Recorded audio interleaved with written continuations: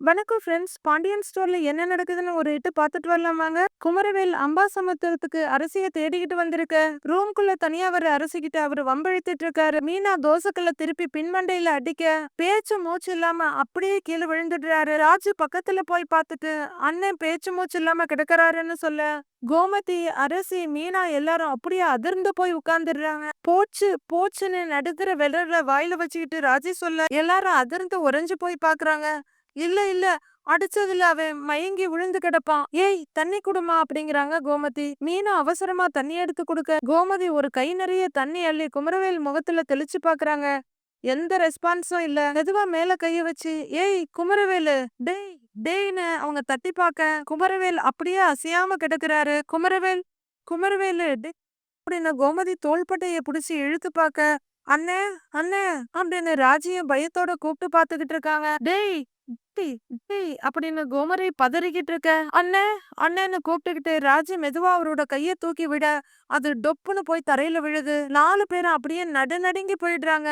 அண்ணே அண்ணே ஐயோ அண்ணே அண்ணே அப்படின்னு ராஜு ரொம்பவே பதறிக்கிட்டு இருக்க, கோமதி குமரவேலோட தலைய தடவி பார்த்துட்டு தலையில ரத்தம் கூட இல்லையே அப்படின்னு சொல்லிட்டு இருக்க. அரசி ரொம்ப பயத்தோட பயந்து போய் உட்கார்ந்துருக்க மீனாவை பாக்குறாங்க. குமாரு குமாரு டேய் குமாரு எழுந்துருடா, குமாரு டேய் எழுந்துருடா, டேய் குமாரு எழுந்துருடா, எழுந்துரு குமாரு அப்படின்னு கோமதி ரொம்பவே வலுக்கட்டாயமா எழுத்து பார்க்க, அவங்களால குமார அசைக்க கூட முடியல. ஐயோ அப்படின்னு நெஞ்சில அடிச்சுக்கிற கோமதி, என் அண்ணன் மகன் செத்துட்டாண்டி, மீனா குமார இப்படி கொன்னுட்டியே அப்படின்னு கோமதி அழுதுகிட்டே சொல்ல, மீனாவோட அதிர்ச்சிக்கு அளவே இல்லாம இருக்கு. ராஜு உண்மையான பாசத்தோட அண்ணன் அண்ணன்னு கதறி அழறாங்க.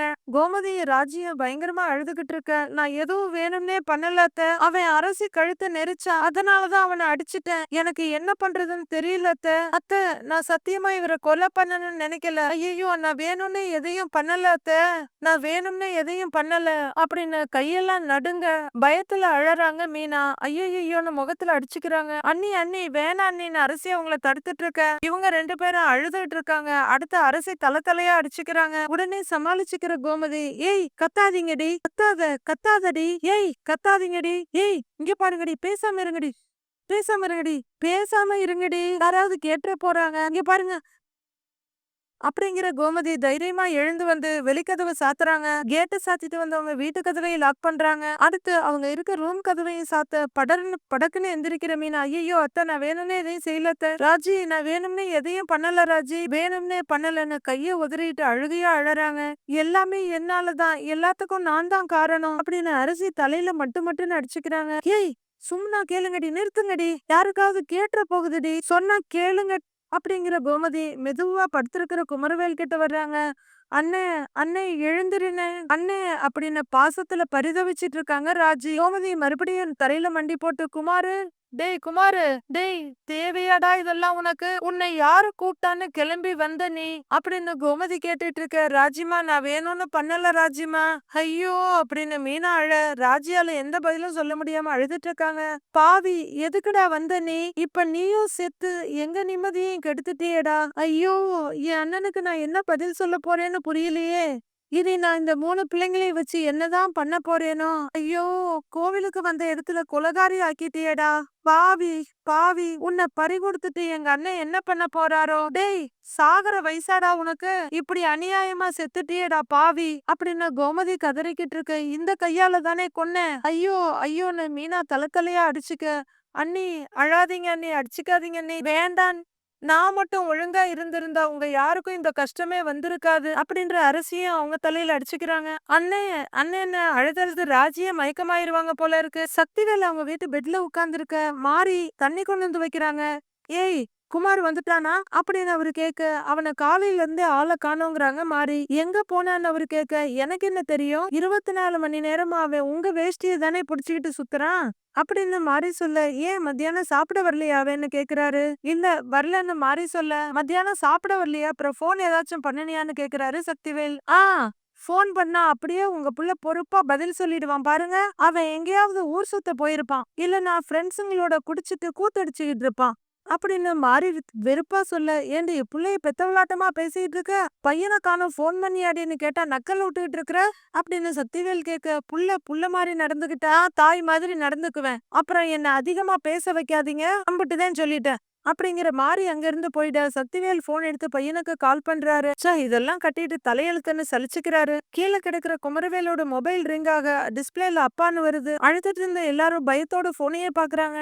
மெதுவா மொபைல கையில எடுக்கிற கோமதி மறுபடியும் பயத்தோட டொப்புன்னு கீழே வச்சிடுறாங்க. ஐயோ ஐயோ ஐயோ ஐயோ, வளர்க்க தெரியாம புள்ளைய வளர்த்து இப்படி பறி கொடுத்துட்டியேன்னு அப்படின்னு கோமதி அழுதுட்டு இருக்க. கால் என்ன பிக் ஆகலன்னு கோவமா போனை தூக்கி பெட்ல போடுறாரு சக்திவேல். எங்க போய் தொலைஞ்சான்னு தெரியலையே, போன் பண்ண கூட எடுக்க மாட்டேங்கிறான். சக்திவேல் புலம்பிட்டு இருக்க. போனை எடுக்கலையாங்கன்னு மாறி வர்றாங்க. அப்ப எங்கேயாவது கண்டிப்பா குடிச்சிட்டு குப்புற விழுந்து கிடப்பான் அப்படிங்கிற மாதிரி என்னமோ பண்ணி தொலைங்கன்ற மாதிரி அங்கிருந்து போயிடுறாங்க. மறுபடியும் கோமதி குமாரு குமாரு குமாரு குமாரு அப்படின்னு போட்டு உலகி பாக்குறாங்க. கைய தூக்கி பாக்குறாங்க, எழுத்து பாக்குறாங்க. இங்க பாருடா, நீ என் மக வாழ்க்கையில விளையாடுறப்போ நான் கொன்னு போட்டணும்னு நினைச்சேன்டா. ஐயோ, நீ செத்து போகணும்னு சாபம் விட்டேன்டா. ஐயோ, கடைசியில என் சாபம் பழிச்சிடுச்சே அப்படிங்கிற கோமதி மறுபடியும் தலையில கை வச்சுட்டு அழறாங்க.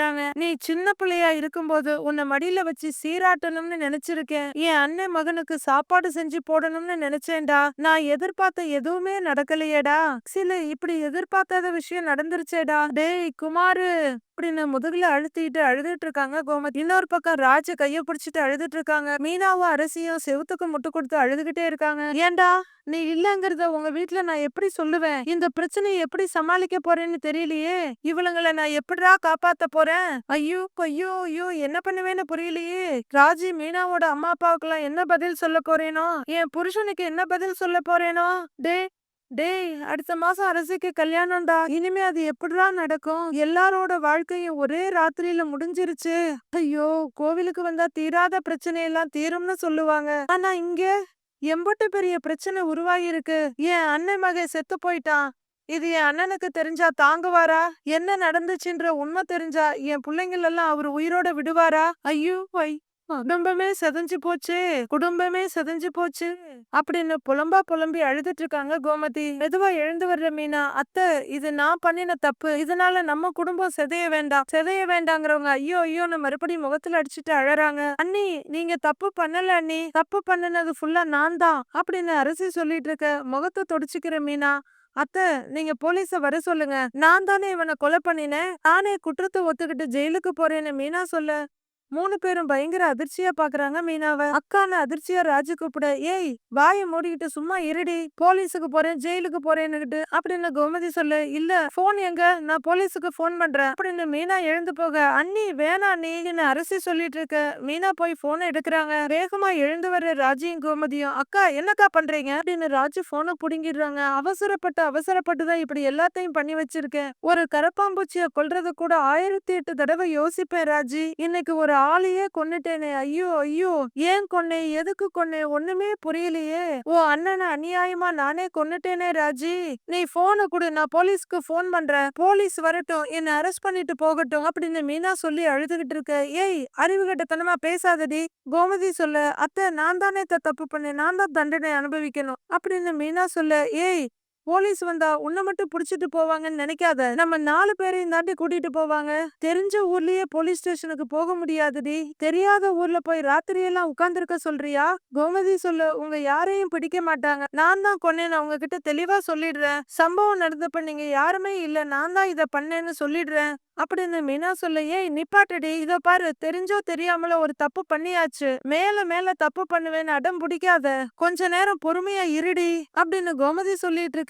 அரசி ஒரு பக்கமா நின்னு தலையில அடிச்சுக்கிட்டு, ஐயோ ஐயோ இப்படிலாம் நடக்கும்னு தெரிஞ்சிருந்தா இவங்க கிட்ட நான் பேசியே இருக்க மாட்டேன் அப்படின்னு அழுதுகிட்டு இருக்க. ஐயோ கடவுளே, வாழ வேண்டிய வயசுல என் அண்ணன் மகன் வாழ்க்கையை தொலைச்சிட்டான். ஐயோ வேற யாரெல்லாம் வாழ்க்கையை தொலைக்க போறாங்களோ தெரியலையே.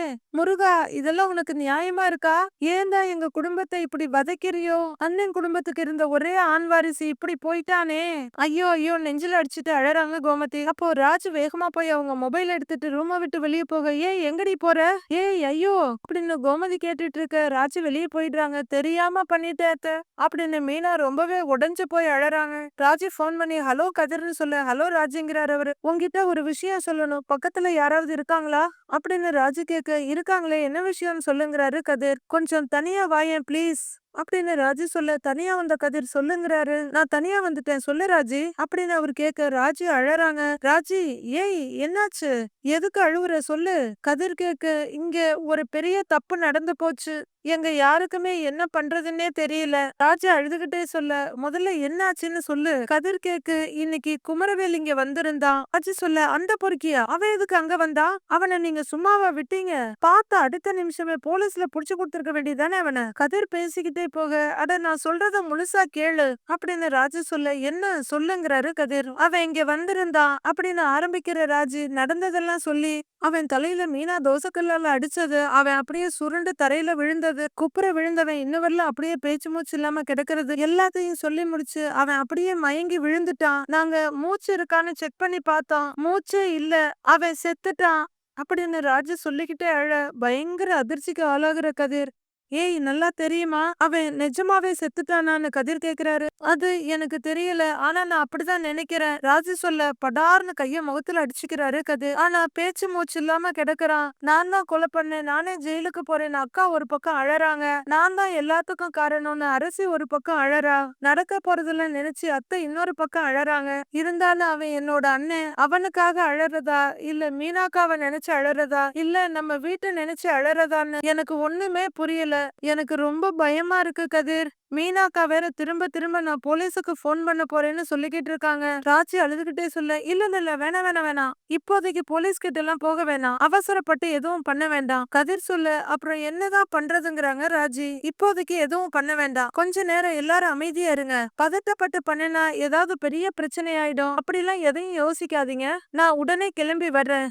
கதிர் சொல்ல, இல்ல நீ வந்தா உன்னையும் பிரச்சனையில சிக்க வைக்கிற மாதிரி ஆயிடாதா அப்படின்னு ராஜி கேட்க, ஏய் என்ன பேசுற நீ, என் அம்மா என் அண்ணி என் தங்கச்சி என் ஒய்ஃப் எல்லாரும் ஒரு பெரிய சிக்கல்ல இருக்கீங்க, இதெல்லாம் தெரிஞ்சு என்னை சும்மா இருக்க சொல்றியா, நான் உடனே வரேன்னு கதிர் சொல்ல, அப்ப வேற யார்கிட்டயும் சொல்ல வேண்டாம்னு சொல்றியா. ராஜி கேட்க, இதோ பாரு யார்கிட்டயும் எதுவும் சொல்லாத, நீயும் பயப்படாம இரு, அவங்களையும் பயப்படாம இருக்க சொல்லு, நான் உடனே கிளம்பி வர்றேன். இங்க பாரு நான் இருக்கேன், அப்படியெல்லாம் எந்த ஆபத்திலையும் உங்களை சிக்க விட மாட்டேன், பயப்படாத தைரியமா இரு என்ன அப்படின்னு கதிர் கேட்க, சரின்னு தலையாட்டுறாங்க ராஜி. பாத்துக்கலாம்னு சொல்லிட்டு அவரு போனை வைக்க, ராஜி அழுதுகிட்டே நிக்கிறாங்க.